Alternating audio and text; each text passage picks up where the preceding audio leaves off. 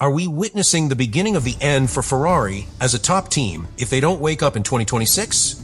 Charles Leclerc has not only sent a message, he has marked a red line.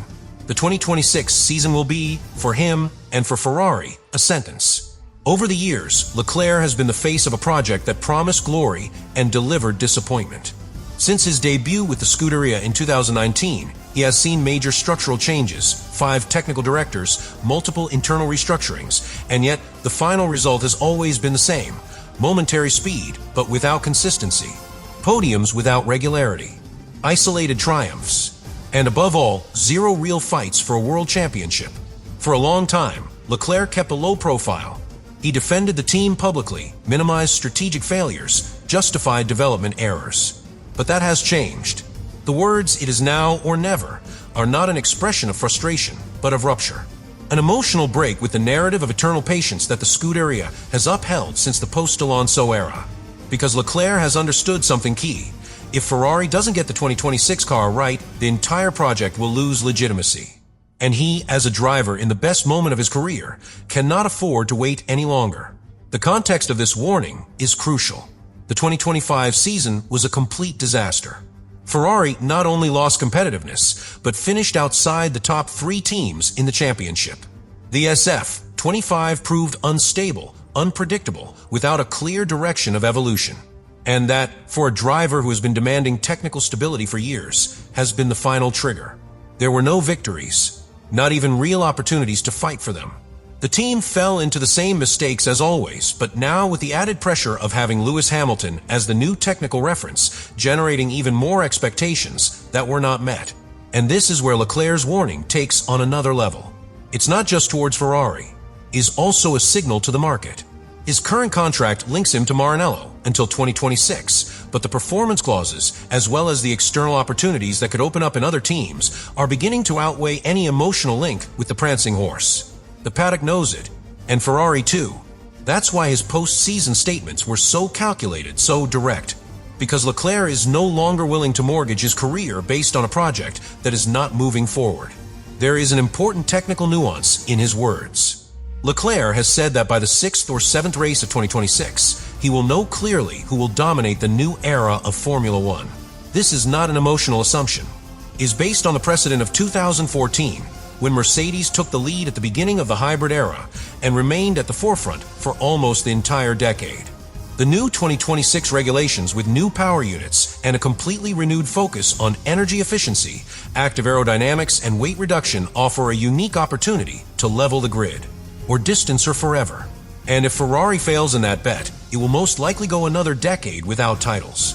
Leclerc has been the fastest one-lap driver in multiple seasons, but he has never had the car to sustain that performance in the race. His talent has been validated time and time again by his peers, by rival engineers, and by the data itself. But patience has a cycle, and yours runs out. In 2026, not only is his stay at Ferrari at stake, the future of his career as a potential world champion is at stake. Because no one wants to see another great talent trapped in a project that doesn't know how to get off the ground. Lewis Hamilton is not a driver who talks just to talk. Every statement he makes, every word he chooses, every pause he introduces in his interviews is usually loaded with meaning. And when he broke his silence after a disastrous season with Ferrari in 2025, the message was clear, but disturbing. There is an internal crisis deeper than what is seen from the outside.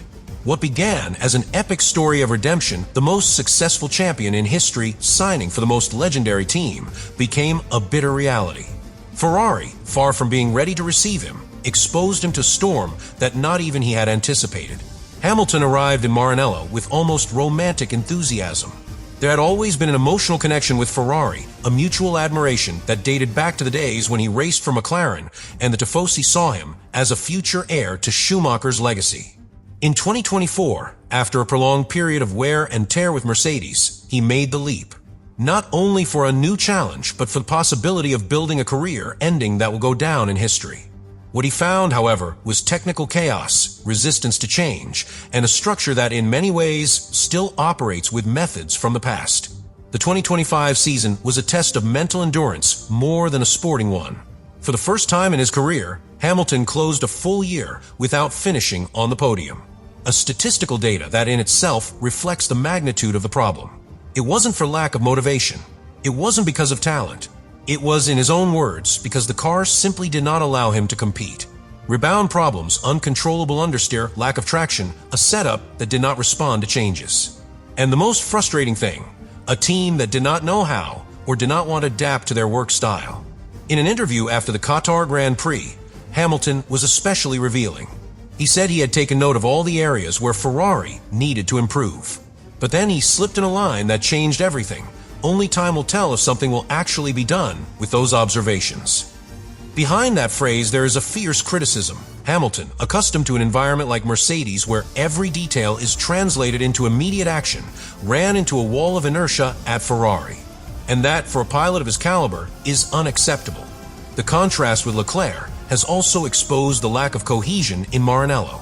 While the Monegasque continues to adapt to the vices and virtues of the team, Hamilton has had to learn to drive a car that is not built for him. He has attempted to modify his driving style, as he did by imitating Leclerc's corner entry techniques. And although that allowed him to improve his qualifying performance, the SF25 was never a car with which he could compete at the highest level during a full race. Frustration was visible not only in his words, but in his body language over the weekends. Gestures of helplessness in the garage. Long, tense conversations with your engineers. A palpable disconnection with the technical environment. And yet, in the midst of all that chaos, Hamilton has left open a window of hope, 2026. He knows that this will be his true year at Ferrari. Not only because new regulations arrive that will equalize the conditions, but because he is taking control of the environment around him. He said it indirectly, but it is perfectly understood. Hamilton is calling for changes. Changes in the structure, in the technical staff, in the internal procedures. You're willing to build a new Ferrari, but you need the tools, the decision-making power, and the freedom to do it. And if he doesn't get them, the prospect of an equally disappointing second year could be the end not only of his time at Ferrari, but of his F1 career. At 41 years old, Hamilton no longer races for money. Run for legacy, by history, for that 8th title that would definitely elevate him above any other name. But he knows that time is limited, and Ferrari cannot fail him, because if he does, it won't just be another lost season. It will be the bitter end of the career of one of the greatest. 2026 will not be another season. It will be the last chance for Ferrari to live up to a 7-time champion. And if it's not, the glorious story you dreamed of building together will end up being just a story of what could have been. By 2026, the change will be absolute.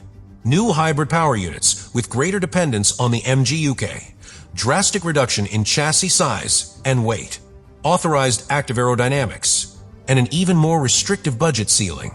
All these factors force teams to make radical decisions from conceptual design. And this is where Ferrari has opted for an approach that could be revolutionary or disastrous. The first technical reports indicate that the 678 will focus on a low-drag aerodynamic concept with adaptive loading through active solutions at the rear of the car. The team has opted for a more aggressive rear suspension philosophy with a design that seeks to maximize traction without compromising fast cornering. This decision, however, is surrounded by risks. Because just as happened with the SF1000 in 2020, when Ferrari tried to innovate in areas where it did not have complete control, a miscalculation can compromise the entire platform. But there is more.